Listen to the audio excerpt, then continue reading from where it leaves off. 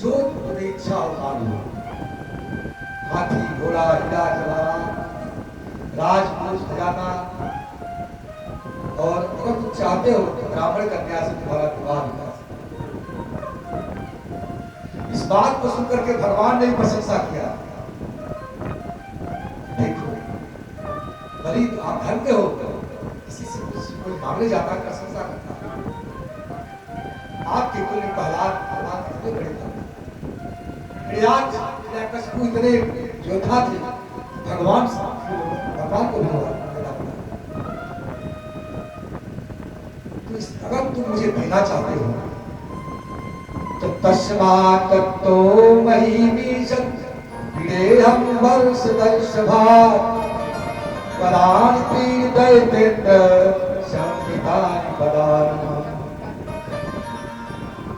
हे राजन, अगर मुझे देना चाहते हो तो मेरे पर के बराबर 3 कप भूमि का दान करो। राजा बलि ने कहा, बोलते हो तो बुजुर्गों जैसे बोल रहे हो, लेकिन तुम्हारी बुद्धि बालक से। देखिए जो भी तुम्हें इच्छा हो मांग सकते। बलि बात को सुन करके भगवान ने कहा, देखिए ब्राह्मण को संतुष्ट होना चाहिए,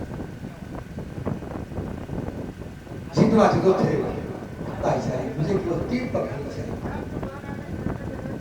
तो कहा, बलि ने मांगी भी तो 3 पग भूमि, तो जहां समझिए था 3 पग तुम नाप लीजिए। बामन भगवान ने कहा, अरे बलि तुम्हें दान देना भी नहीं आता। ब्राह्मण को दान देते हैं, जो भी दान देता है ब्राह्मण को तो पहले संकल्प करता है। तो कमंडल में जल लेकर के संकल्प करो, ब्राह्मण रूपाय वामनाय इमाम ती पदान पृथ्वी अहम संप्रति। 3 पग भूमि का संकल्प करो भजन, ऐसे थोड़ी होता है। अब शुक्राचार्य ने सोचा कि जब संकल्प कर लेंगे तो देना ही पड़ेगा। शुक्राचार्य ने बलि महाराज का हाथ पकड़ा और ले गए कहीं। अरे बलि समझ जाओ, ये न बामन है न तिरपन है, ये देवताओं के कार्य को साधने के स्वयं विष्णु है। तुम्हारा कुछ नहीं बचेगा। अब बलि तुम चाहो तो प्राणायाम करो। बलि ने कहा कि मैं तो कह दिया हूं, देना ही पड़ेगा, तो अधोगति में जाना पड़ेगा। तो कहा कि कुछ स्थिति में शिव को झूठ बोलकर काम चलाना चाहिए। स्त्री धर्म विवाहे स्त्री के विवाह था। हास परिहास में जीविका चलाने के लिए प्राण संकट में आ जाए, गाय ब्राह्मण की रक्षा के लिए, धर्म के लिए, सत्य के लिए।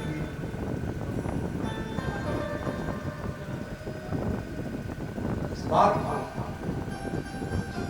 शुक्राचार्य ने कहा, बलि ने कहा कि महाराज मेरे तो दोनों हाथ में लड्डू है। आप कहें विष्णु है तो विष्णु हो गए तो जबरदस्ती कुछ भी करें छीन लेंगे। अगर दान भी दिया तो भगवान विष्णु हो गए। मेरे तो दोनों हाथ में लड्डू है। शुक्राचार्य ने कहा, देखिए सुर नर मुनि सबकी विधि स्वार्थ लायक है। सुर नर के विधि स्वार्थ के वशीभूत होकर के खड़ी करते। तुम्हारा तीर पर में सर्वस्व चला जाएगा और तुम अपने को पंडित मानते हो, जाओ तुम्हारा सब स्त्री नष्ट हो जाए, लक्ष्मी चली जाए। भगवान के पास श्राप भी देती है। अब राजा बलि बामन भगवान को संकल्प करने के लिए आपने कमंडलू को रखा, पीछे कुशा रखे, और जैसे संकल्प पढ़ा जाने लगा उसी समय शुक्राचार्य आकर के कमंडलू के कोठी में बैठे। कोठी बैठी तो जल नहीं मिलेगा, संकल्प नहीं होगा। और भगवान ने देखा कि जल नहीं गिर रहा है, तो एक कुसा लिए, कुसा से उसको देखिए कोई कचरा इत्यादि होगा तो साफ हो जाए। टोटी में उस कुसा को डाले, डालने के बाद शुक्राचार्य की एक आंख गोविंदाय नमः, एक आंख फूट गई। शुक्राचार्य ने कहा देव तो कोई ले तो कोई मैं आंख काट फोड़ी, देख कोई रहा है, देख कोई रहा है, मैंने अपनी आंख को बेकार कर दिया। भगवान ने कहा शुक्राचार्य तुम्हारी ज्ञान की आंखें तो बहुत बड़ी है, तुम इस अवस्था में भी मुझे पहचान गए मैं कौन, लेकिन बैराग की आंखें नहीं है, इसलिए तुम्हारी एक आंख फोड़नी चाहिए। जैसे भगवान राम ने जयंत की आंखें फोड़ दी। सुन कृपाल आरत वाणी, एक नयन कर गजब। भगवान ने शुक्राचार्य की आंखें खोल दी। अब भगवान ने कहा बलि अब बताओ तुम्हारा जो गलती पर गिरे कहां गिरे। भगवान अपना विराट स्वरूप धारण करके, विराट स्वरूप धारण करके पग पाताल शीर्ष उठा, पग तो पाताल में चला गया पहला, दूसरा ब्रह्मलोक में ब्रह्म कमल को तोड़ करके वहां ब्रह्मा जी बड़े कमंडल में एक जल को धोया, जल धोए थे बड़ी बाबा, उसके जल को कमंडल में रखा। अब प्रश्न हो सकता है कि जल कहां से आया, इसका प्रमाण दिए ब्रह्म वैवर्त पुराण। एक बार भगवान शिव गोलोक गए, भगवान इसका था गोलोक गए, और वहां जाने पर अलापचारी राग गाया, राग अलापचारी। उस राग को गाने से भगवान राधा कृष्ण निकल गए, प्रवरूप हो गए। उसी को ब्रह्मा ने कमंडल में रखा, उसी जल से भगवान राम का। अब यहाँ प्रश्न हो सकता है कि भाई राजा बलि की यज्ञशाला में आए थे, पूजा कर रहे थे, ठीक है, लेकिन ब्रह्मा जी आपने कमंडल में क्या किया, आपने पहले चढ़ के उठाया। ब्रह्मा जी ने कहा देखो जिस ब्रह्मांड को मैं बनाया मुझे अहंकार था, ब्रह्मांड बहुत बड़ा है। जब नापने लगे मेरे अभिमान को हिला पे लगा कि ब्रह्मांड कितना छोटा है, एक मैंने पूरे ब्रह्मांड को नाप दिया, इसने मेरे स्वाभिमान को नाप दिया। या ब्रह्मा के पति तो पग नाप दिए का तीसरा करता सभी दैत्यों ने मारो काटो क्या करने लगे, फूट पड़े। भगवान ने बलि को बंदी बना दिया। कहा बलि अब बताओ तीसरा पैर कहा है। उस समय बलि की मां ने, विलोचन की पत्नी जो बलि की मां थी, भगवान को देख करके बहुत प्रसन्न हुई। स्वयं ब्रह्म मेरे दरवाजे पर मांगने के लिए आया है। भले करी मैं ना जनी अति विलोचन साथ। जब विलोचन मर गया, अच्छी हुई मैं सती नहीं हुई, अगर सती होती तो सौभाग्य कहां होता। बलि ने कहा राजा अभी तक आपने मेरे धन को नापा है, धन बड़ा होता है धनवान, धनवान तो बाकी है। तो तीसरा पैर जो है पदम तृतीयम शिष्णु मेरे सिर पर रखो, तीसरा पैर सिर पर रखो। और भगवान ने बलि से कहा बस पहला भद्रम ते राय सुखवा, हे भद्र हे पुत्र, हाँ बस बलि तुम सुतल लोक को जाओ।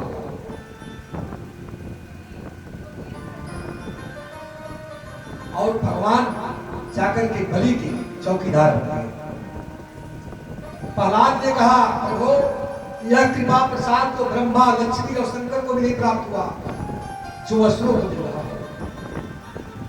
आप आज असुरों के द्वारपाल बने।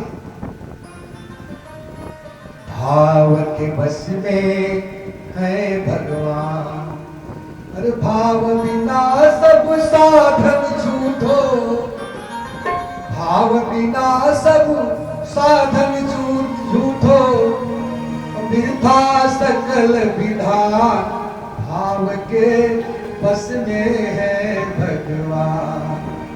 भाव नहीं तो निधि बन मधुबन, लागत सब वीरान।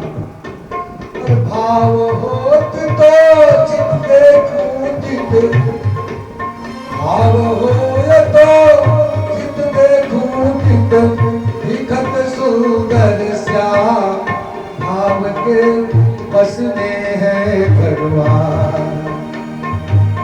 भाव नहीं तो पर मंदिर में दिखत बस पाषाण, भाव नहीं तो पर मंदिर में दिखत बस पाषाण। और भाव हो तो पाषाणों में भाव हो तो पाषाणों में प्रकट हो भगवान, भाव के बस में है भगवान, बस में है भगवान।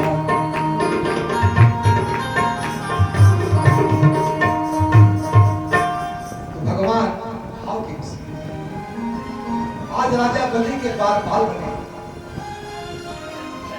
बात की चिंता लक्ष्मी जी को होगी। मेरे पति कहाँ गए? नारद जी ने कहा कि जाइए, आपके पति सुतम लोक में है, राजा बलि के द्वारपाल बनता। देखो लक्ष्मी, तुम्हारे पास कोई भाई नहीं है और उनके पास कोई बहन नहीं है, जाकर कोई राखी बांधो। श्रावणी पूर्णिमा के दिन लक्ष्मी गई और राजा बलि को राखी बांधी। तभी से रक्षाबंधन का त्योहार मनाया जाता है। राखी बांध करके भगवान को मुक्त कराएंगे। और वैवस्वत मनु के पुत्र है नभक, नभक के पुत्र नाभाग और नाभाग के पुत्र है राजा अम्बरीश। अम्बरीश कैसे थे? यहाँ पर श्री सुखदेव गोस्वामी करेंगे। अम्बरीशो महाभाग सप्तदीपवर्ती महीम, अभ्याम च श्रियं लब्ध्वा विभवं चातुरं ब्रवीमि। अम्बरीशो महाभाग, अम्बरीश भाग्यशाली थे, सातों दीपों के चक्रवर्ती सम्राट। उनके अतुल संपत्ति को देखकर जो लालायित रहे। अब यहाँ पर दुर्वासा के मन में डाह उत्पन्न हो गया कि हम आठों सिद्धियों को प्राप्त करने वाले दुर्वासा और राजा अम्बरीश एक राजा है। जितनी प्रसिद्धि मेरी नहीं है उतना राजा अम्बरीश की। राजा अम्बरीश ने अपने सभी इंद्रियों को भगवान के चरणों में नियुक्त कर दिया। सवई मन है कृष्ण पदार बिंदयो, वर्चा वर्चांसी वैकुंठ गुणार वर्ण में, करौ हरे मंदिर मार्जनादिषु, और सुदिं चकारा सुध सत्कदोदये। अपने मन को भगवान के चरणों में लगा दिया। पैर भगवान के मंदिर में जाने के लिए, हाथ भगवान की सेवा करने के लिए, मस्तक भगवान के चरणों में झुकाने के लिए, आंख भगवान के दर्शन के लिए, सभी इंद्रियों को लगा दिया। भगवान ने अपने सुदर्शन चक्र को उनकी ड्योढ़ी पर स्थापित कर दिया। जब राजा अम्बरीश चक्की पीसते थे भगवान की सेवा के लिए, तो भगवान पीछे से पंखा झलते थे। इतने बड़े भक्त राजा अम्बरीश। भक्ति महाराज ने कहा, नारायण ने कहा भक्ति तो धन्य हो, इसलिए राजा अम्बरीश के द्वारा दुर्वासा को बड़ा कष्ट पहुंचा। अब वहां पर एकादशी का दिन था। और दूसरे दिन द्वादशी गति थी, उसी में पारण करना था। दुर्वासा उसी समय पहुंचे का टेस्ट करने के लिए, परीक्षण करने के लिए। जब वहां गए तो कहा कि हम अपने शिष्यों के साथ आ रहे हैं, आप पूरा इस पूरे के साथ की व्यवस्था करिए। चले गए, स्नान कर लेते। एकादशी में जब द्वादशी आती है, अगर उसमें पारण न किया जाए तो कोई फल नहीं मिलेगा। दुर्वासा जान करके देर करने लगे, और इधर अम्बरीश महाराज सोचने लगे कि अभी तो द्वादशी लग जाएगी, अगर पारण नहीं करूंगा इसका फल नहीं मिलेगा, अब क्या करें। कुछ ब्राह्मणों से पूछा, ब्राह्मणों ने कहा देखिए महाराज, भगवान का चरणामृत ले लीजिए, जल बिना पारण हुआ भी नहीं, और जैसे चरणामृत पिए वैसे दुर्वासा पहुंच गए। अरे दुष्ट अम्बरीश, तुम्हारी इतनी बड़ी हिम्मत, मुझे निमंत्रण देकर के अकेले भोजन कर लिया, तुरंत कृत्या पैदा किए मारने के लिए। कृत्या पैदा किए तो भगवान के सुदर्शन चक्र ने कृत्या को तुरंत